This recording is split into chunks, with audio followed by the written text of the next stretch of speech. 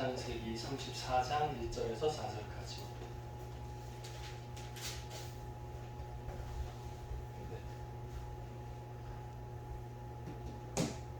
창세기 34장 1절에서 4절까지 말씀 우리 지금 수화로 제가 읽고 여러분들 따라서 한 번 더 해보겠습니다.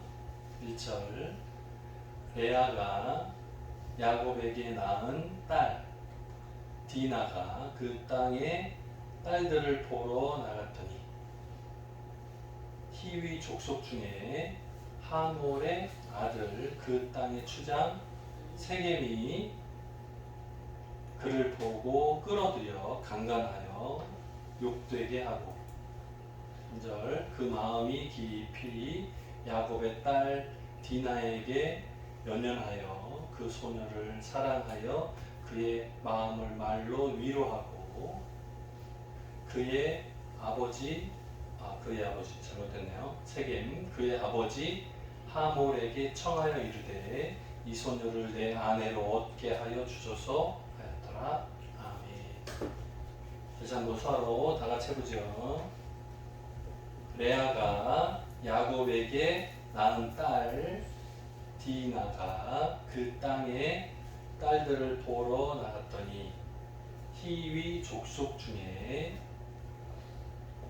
하몰의 아들 그 땅의 추장 세겜이 그를 보고 끌어들여 강간하여 욕되게 하고 3절이에요. 그 마음이 깊이 야곱의 딸 디나에게 연연하여 그 소녀를 사랑하여 그의 마음을 말로 위로하고 그의 아버지 하몰에게 청하여 이르되 이 소녀를 내 안으로 얻게 하여 주소서 하였더라. 아멘. 옆에 앉은 분들하고 인사할까요? 잘 오셨습니다. 화면 보시고 서로 이름만 보고 다 화면을 끄고 계시네요. 이름만 보고 누가 왔는가. 네, 그럼 되겠습니다. 오늘 말씀의 제목은 세겜의 범죄라는 제목으로 함께 은혜 나눠보고자 합니다. 세겜은 사람 이름입니다. 사람 이름인데 지명도 됐습니다. 자연스럽게. 그래서 원래 그 아버지 하몰 중심으로 해서 밑으로 쭉 자손이 퍼졌거든요. 그 아들의 이름이 세겜. 이름이 세겜. 네, 오늘 말씀에 나오는 내용을 보고 오늘도 말씀 가운데서 우리가 은혜를 얻기를 소원합니다. 자, 보죠. 야곱은 딸들이 몇 명이었을까요? 야곱의 딸은 몇 명입니까? 한 명뿐이라고요?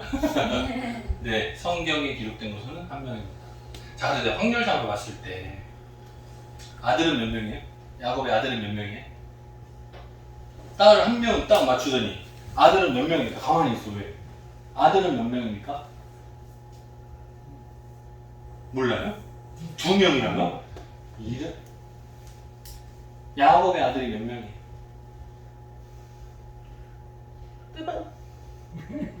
좀 전에 2명하고 틀렸다고 말했는데 또 2명 똑같이 말합니까?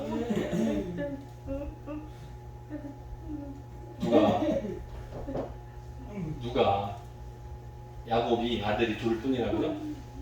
하나입니다. 몇 명?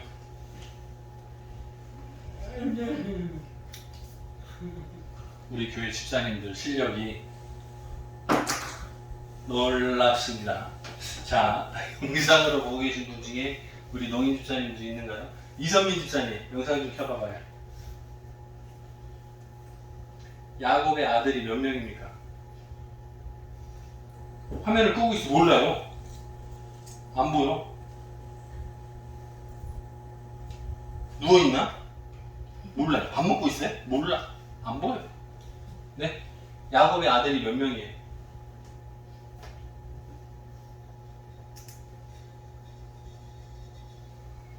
야곱의 아들이 몇 명이냐고요? 네. 네.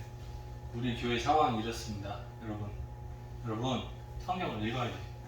네? 네, 말 부탁입니다. 성경 많이 읽어야 돼요.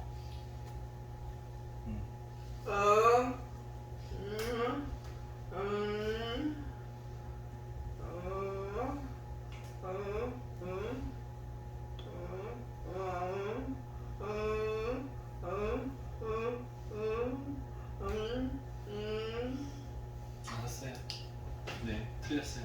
자, 일산의 큰 교회에서 농아 성도들이 성경 구절을 하나 외우면 10,000원씩 준대요.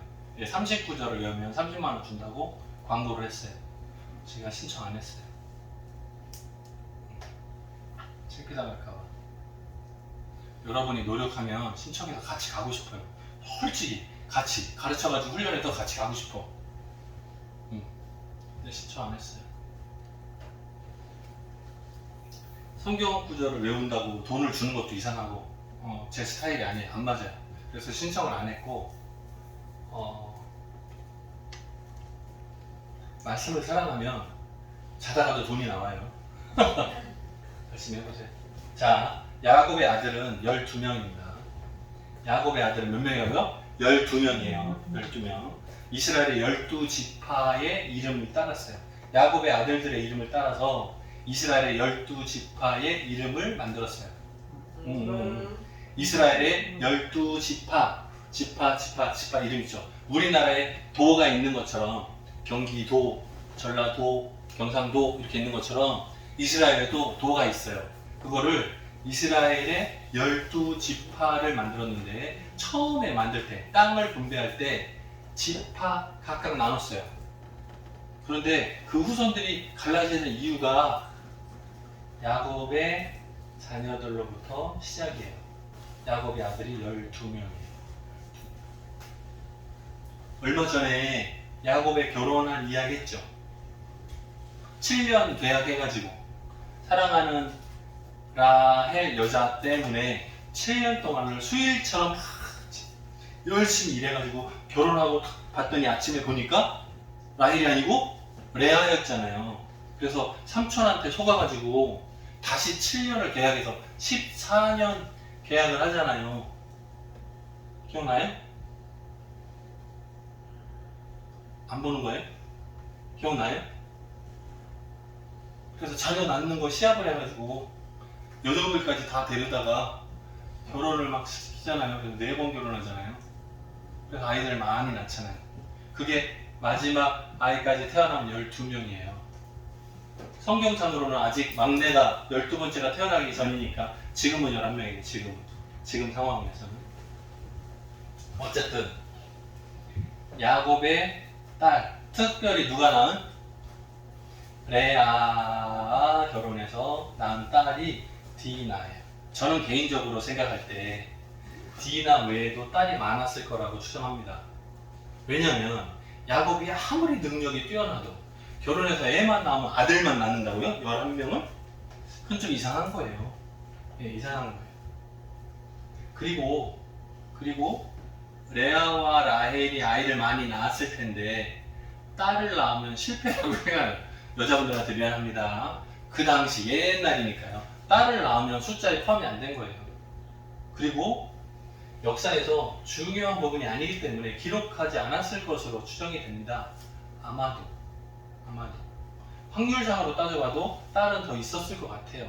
그런데 이름을 기록할 필요가 없는 거죠. 네. 그런데 오늘 디나는 굉장히 중요한 사건이 터졌어요. 그렇기 때문에 이름이 나오는 거예요. 좋지 않은 문제지만 디나의 이름이 나올 수밖에 어쩔 수 없는 이유. 뭐라고요? 원래는 야곱의 아들 첫 번째가 이름이 르우벤, 두 번째가 시므온, 세 번째가 레위, 네 번째가 유다. 여기까지만 알아도 되겠어요? 자, 나중에 장자권을 상속받는 건 누구죠?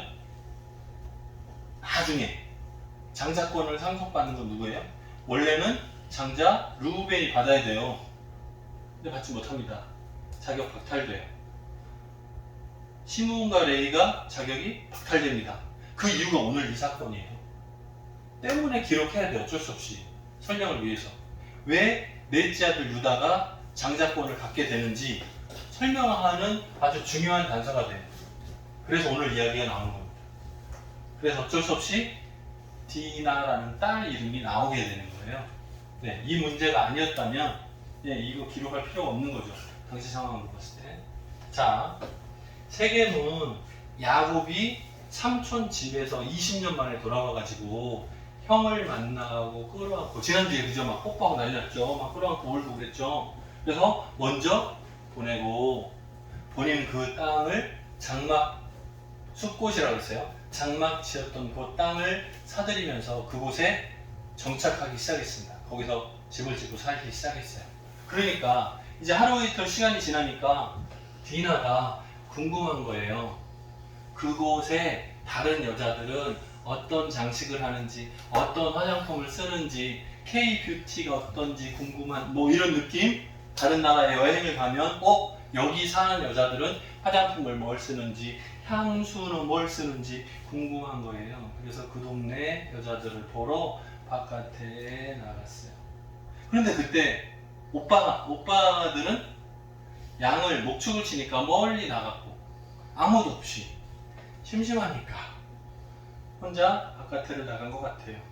그러다가 하몰의 아들 세겜, 이제 하몰은 거기에 우두머리고 거기에 아들이니까 세겜이 실질적으로 추장 같은 느낌? 네, 그 족속의 대표 같은 느낌이에요. 여기 추장이라고 나오잖아요. 세겜이 추장이니까 그 민족의 보고 있어요?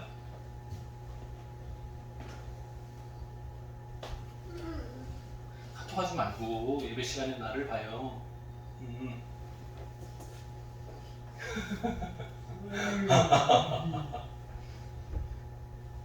그걸 끄고 나를 봐요. 네? 그래서 돌아보면 딴 데 보는 세겜이 추장이라고요. 근데 이 추장이 이 여자를 꼬여요. 그리고 강간을 해버립니다. 이 문제가 터져요. 자, 디나를 끌어들여서 강간했다. 여기 보면 끌어들였다라는 표현이 나와요. 끌어들여서. 이게 이렇게 잡아서 보고 있어요? 무시해버릴까요? 아이고야, 이걸 좋겠다고. 자, 디나를 끌어들여서 이게 힘으로 이렇게 끌어들이는 건 아닌 것 같고 아마 끌어들일 것 같아요. 왜? 디나의 관심사는 뭐였어요? 그 여자들은 옷을 뭐 입었나, 화장을 뭐 하나, 장신구는 뭐 하나 이런 궁금증이잖아요. 그러니까 아마도 우리 집에 가면 많이 있어, 보여줄게. 쫙 아마 끌어들인 것 같아요. 우리나라 지금 법에 보면 제가 찾아봤더니 297조에 나오더라고요. 강간죄는 3년 이상, 3년부터 시작이에요. 3년 이상. 적어도 3년 징역이에요. 아무리 가벼워도 3년부터 시작이에요. 벌금이 없어요. 와, 강간죄는 벌금을 내지 않는다고요? 와, 아니, 그게 아니라 벌금으로 대충 넘어가지 않는다는 말이에요. 반드시 실형을 줘서 감옥살이를 하게 만든다고요. 그게 법이 생겼다고요. 2013년에 법이 개정됐는데 예전의 법은 2012년까지의 법은 남자가 부녀를 강간하면 이렇게 나와요. 근데 이제는 법이 바뀌었어요. 사람을 강간하면 이렇게 됐어 이렇게 됐어 모르는 거예요. 사람을 강간하면으로 바뀌었어요. 법이 바뀌었어요. 왜? 남자도 이제 세상이 악해지다 보니까 남자도 강간당하는 경우가 생기니까. 이렇게도 생길지 몰라요. 예, 몰라요. 세상이 악하다 보니까 이렇게도 생기고 이렇게도 생기고 여러 가지 죄가 다 포함돼요. 이제는 사람을 강간한 자는 이렇게 나와요. 네. 3년 징역부터 시작해요. 지금 법은 이런데 우리나라 같은 경우 옛날 법으로는 처녀인 경우에는 결혼을 해야 돼요. 그리고 이 여자 부모님 집에 배상을 해줘야 돼요.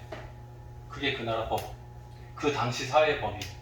그리고 이미 결혼한 여자를 꼬여서 강간했으면 돌로 쳐 죽여야 돼요. 그게 그 당시의 법. 그러니까 이제 상황이 굉장히 심각하죠.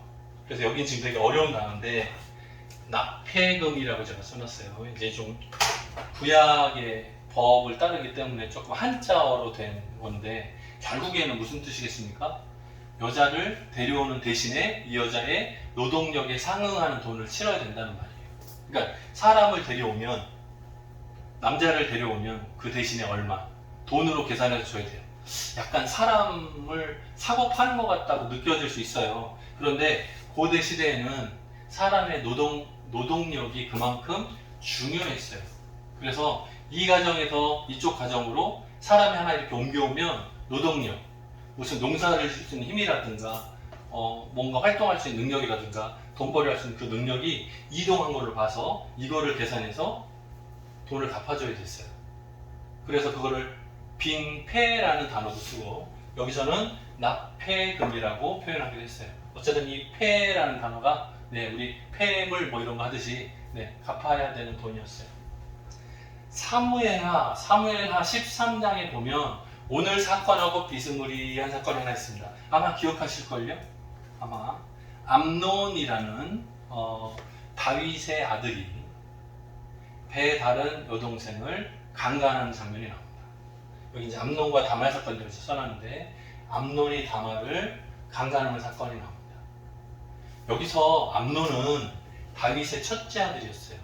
그러니까 만약에 암논이 아무 사고 치지 않고 가만히 있었으면 왕위를 계승받을 첫 번째 자격을 가진 사람이었어요.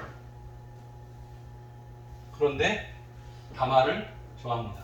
그러니까 이제 이게 친여동생이 아니고 배 다른 어머니로부터 딸이 태어난 거니까 조금 다르게 느꼈겠죠. 그냥 마음에 들었겠든지 뭐 여러 가지 이유가 있었을 거 아니에요. 그래서 되게 좋아했어요. 그래서 옛날 말로 상사병이 생겼습니다. 상사병이 뭐죠? 상사병 들어봤어요? 처음 봐요? 너무 사랑하는데 만나질 못해. 그래서 마음의 병이 생긴 거예요.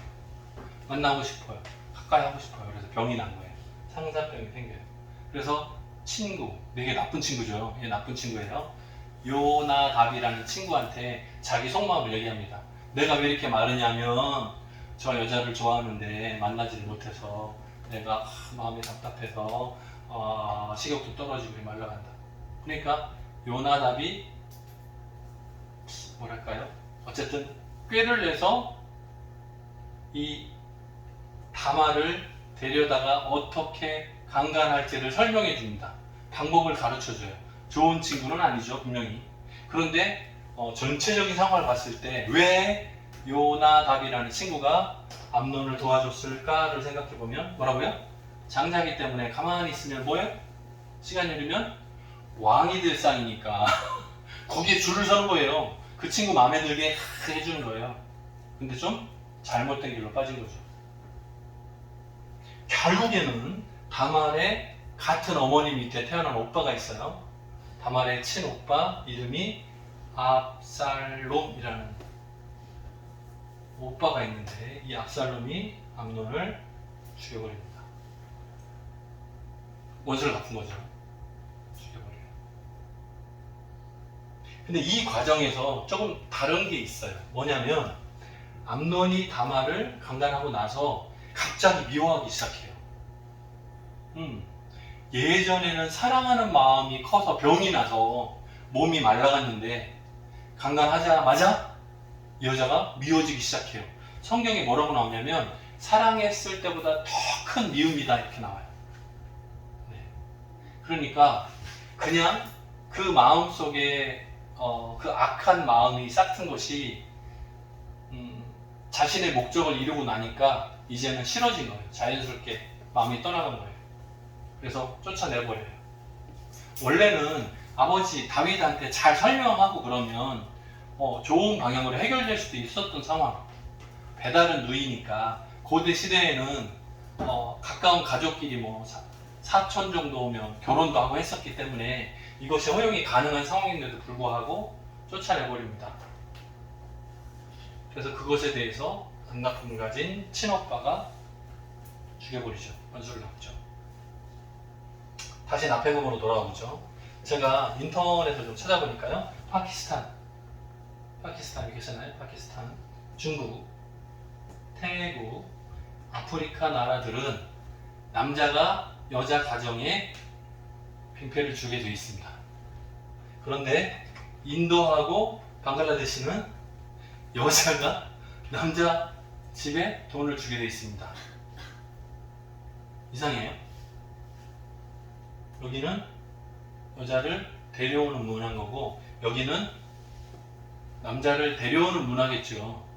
대릴사이라고 그러죠. 그래서 남자를 데려오는 문화겠죠.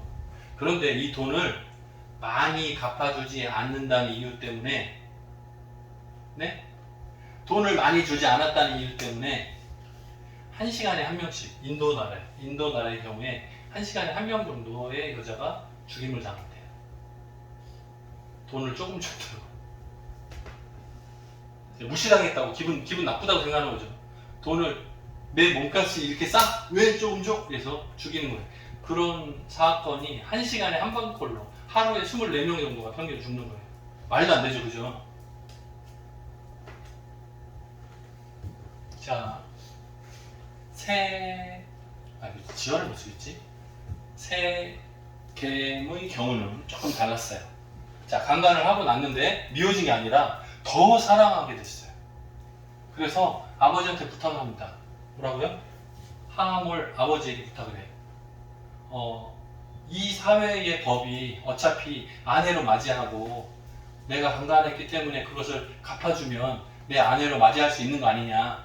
아버지 도와달라고 아버지한테 부탁을 합니다. 그래서 아버지하고 아들하고 같이 찾아가요. 누구를? 디나의 아버지인 야곱을 찾아갑니다. 그리고 모든 상황들을 설명합니다. 그러니까 이제 본인이 잘못한 것에 대해서 자백을 하는 거겠죠. 그죠? 내가 당신 집에 딸을 강간했는데 내가 정식으로 아내로 맞아들이고 싶습니다. 얼마를 갚아드리면 좋을까요? 네네네 이렇게 질문하는 거예요. 그런데 야곱이 아무 말을 안 합니다. 왜냐하면 혼자 있는 것이고 아들들은 다 양을 치러 바깥에 들에 나갔어요. 그러니까 그 아들들이 돌아오기까지 기다려요. 아들들이 저녁때가 돼서 다 돌아왔겠죠. 그죠? 그리고 이 모든 사실을 알게 돼요. 여기 보면 아무리 많은 돈을 달라고 해도 다 주겠다. 그리고 너희에게 은혜를 입게 해달라. 그러니까 이제 용서해 달라는 말 포함 당신의 딸을 내가 아내로 맞을 수 있게 해달라는 허락, 뭐 여러 가지가 포함된 부탁이겠죠. 그 부탁을 했어요. 그런데 야곱은 대답을 안 하고 있다가 아들들이 다 돌아온 이후에 이거를 얘기를 합니다. 어때요? 누가 제일 화날까요? 지금은 11명인데 아들들이 11명의 아들들 중에 누가 제일 화가 날까요? 디나하고 엄마가 같은 형제들. 다시 말하면 루벤, 시므온, 레위, 유다 요 4명이 가장 화가 많이 났을 거예요. 왜? 친동생이니까. 내 친여동생이 강간을 당한 거니까 그거에 대해서 원수를 갚아야 되겠다고 부글부글 끓겠죠. 그래서 형제들이 속여서 대답합니다. 속여서 대답해요. 뭐 하면 허락해 주겠다. 우리 민족은 하나님으로부터 거룩하게 구별된 민족이다. 우리는 할례를 받는 민족이니까 너희는 할례 없는 백성을 우리는 개처럼 본다. 때문에 우리와 함께 하려면 너희도 똑같이 할례를 받아라. 이렇게 얘기합니다. 그런데 굉장히 불편한 일이잖아요.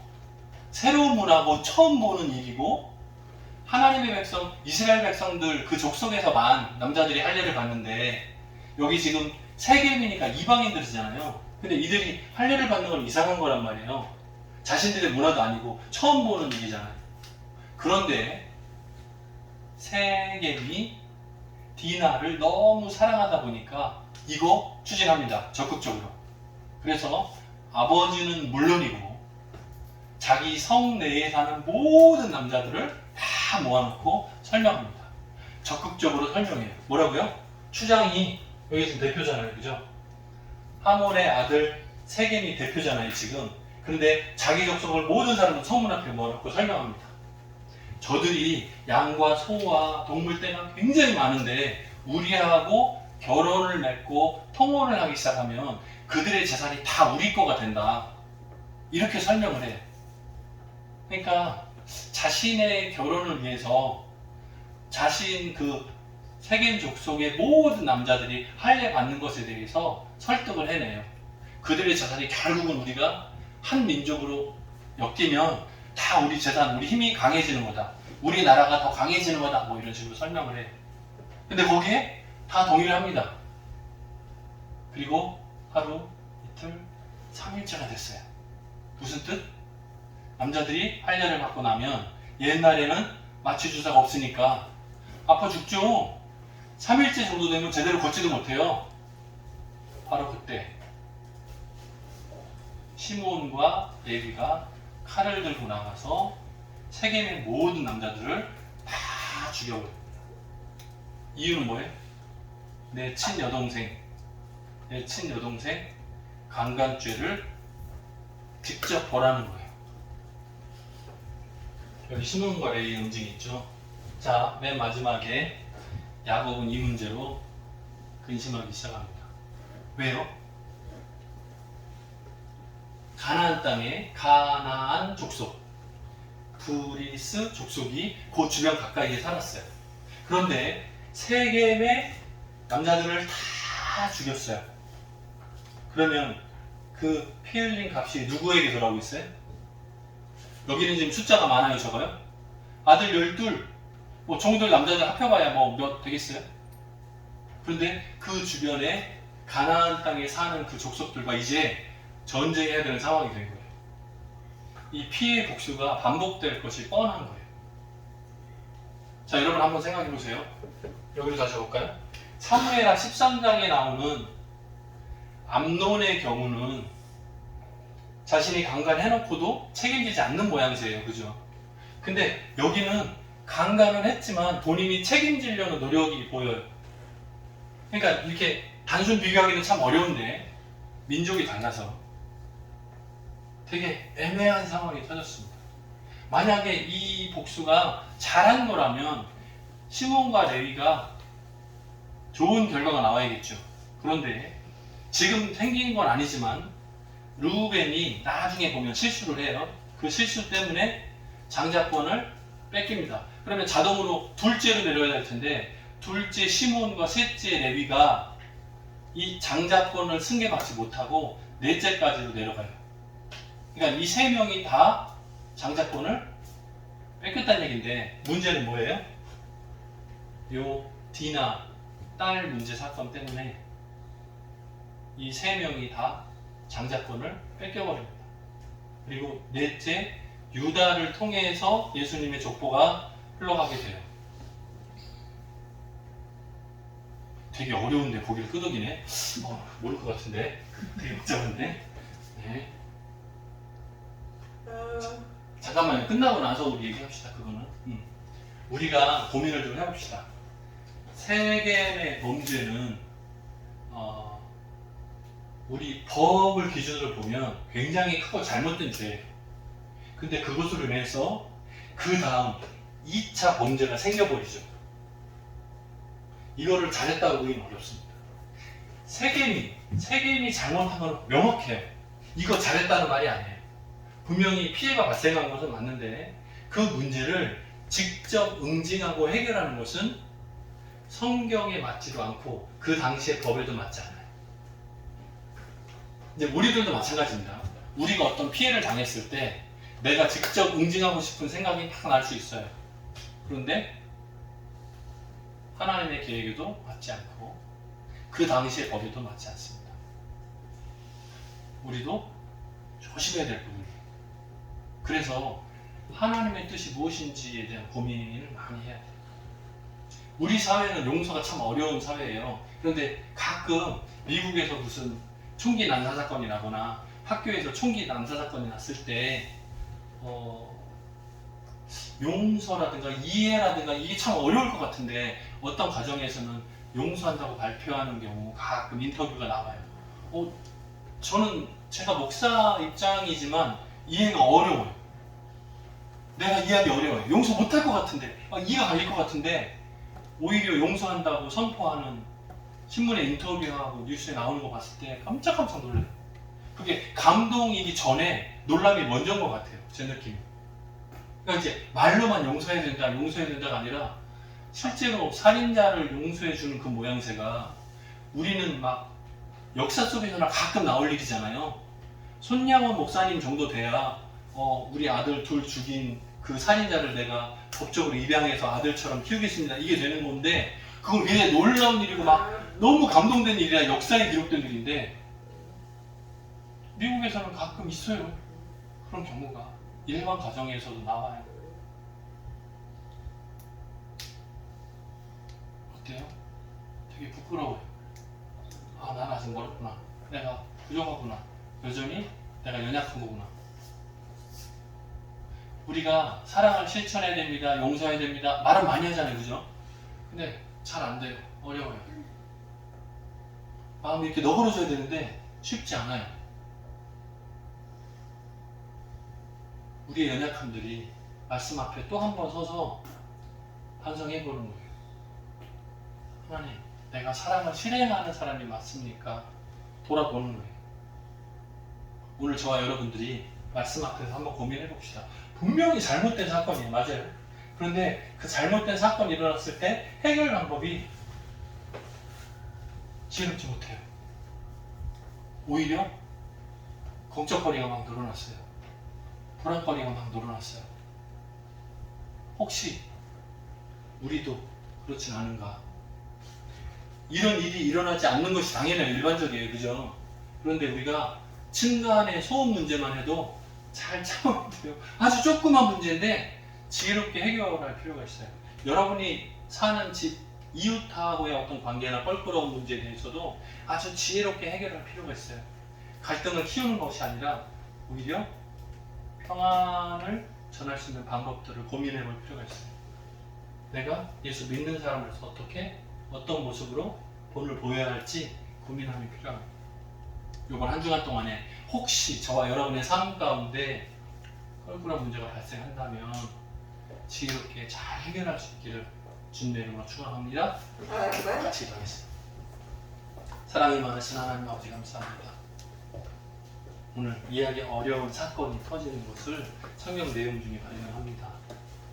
분명히 화가 나고 죽이고 싶은 생각이 들 정도로 나쁜 사건, 좋지 않은 문제가 터졌습니다. 하지만 해결 방법이 잘못된 것을 우리가 또 발견합니다. 다른 사람 문제이기 때문에 쉽게 잘못이라고 말하지만 내 모습에서, 내 삶에서 여전히 잘못된 모습을 발견합니다. 해결 방법이 지혜롭게 하나님이 원하시는 것 길대로 따라갈 수 있도록 도와주시고 우리들의 마음이 좁아지지 아니하고 너그러워져서 하나님의 품 안에 있는 것처럼 평안을 누릴 수 있도록 도와주옵소서. 감사드렸고 예수님의 이름으로 기도드립니다.